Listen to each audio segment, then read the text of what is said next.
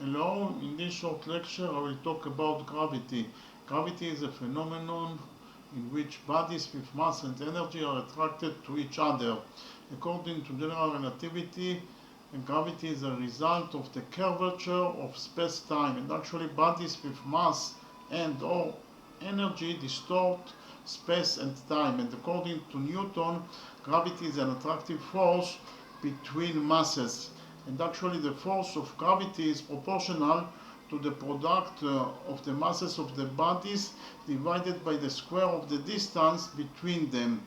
And actually another concept of gravity is that gravity is the weakest force of the four fundamental forces that are the strong force that binds the protons together in the nucleus of the atom, the electromagnetic force that explains how charged particles interact with each other, and the weak force that is responsible for the radioactive decay of atoms. Okay, thank you very much.